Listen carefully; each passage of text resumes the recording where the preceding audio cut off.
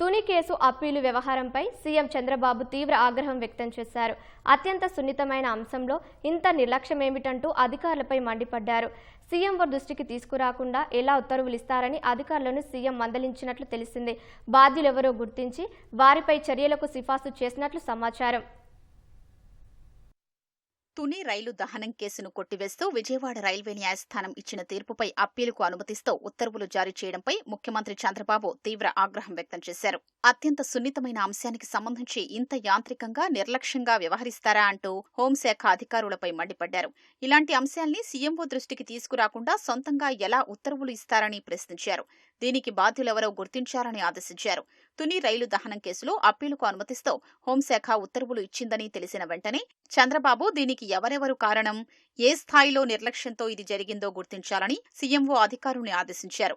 ఇలాంటి చర్యల్ని ఏమాత్రం ఉపేక్షించేది లేదని, అప్పీల్కు అనుమతిస్తూ ఇచ్చిన ఉత్తర్వుల్ని వెంటనే ఉపసంహరించాలని నిర్దేశించారు.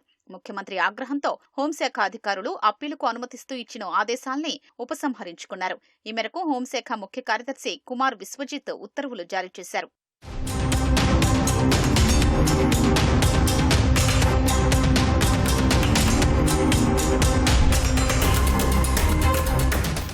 కాపు రిజర్వేషన్ ఉద్యమం సందర్భంగా 2016 జనవరి 31న కొందరు వ్యక్తులు తుని వద్ద రత్నాచల్ ఎక్స్ప్రెస్ కు నిప్పు పెట్టారు. ఈ ఘటనపై అప్పట్లో రైల్వే పోలీసులు కేసు నమోదు చేశారు. ఈ నేరాన్ని నిరూపించేందుకు సరైన ఆధారాలు చూపడంలో రైల్వే రక్షక దళం అధికారులు విఫలమయ్యారని, దర్యాప్తు సరిగా చెయ్యలేదని పేర్కొంటూ విజయవాడ రైల్వే న్యాయస్థానం గత నెల 1న ఈ కేసును కొట్టివేసింది. ఈ తీర్పుపై హైకోర్టులో అప్పీలు చేయాలని కోరుతూ RPF senior divisional security commissioner నుంచి అందిన ప్రతిపాదనల ఆధారంగా అందుకు పబ్లిక్ ప్రాసిక్యూటర్ కు అనుమతిస్తూ హోంశాఖ సోమవారం ఉత్తర్వులు జారీ చేసింది. దీన్ని సీఎం చంద్రబాబు తీవ్రంగా పరిగణించి ఆ ఉత్తర్వుల్ని ఉపసంహరించుకోవాలని ఆదేశించడంతో వాటిని వెనక్కి తీసుకుంది.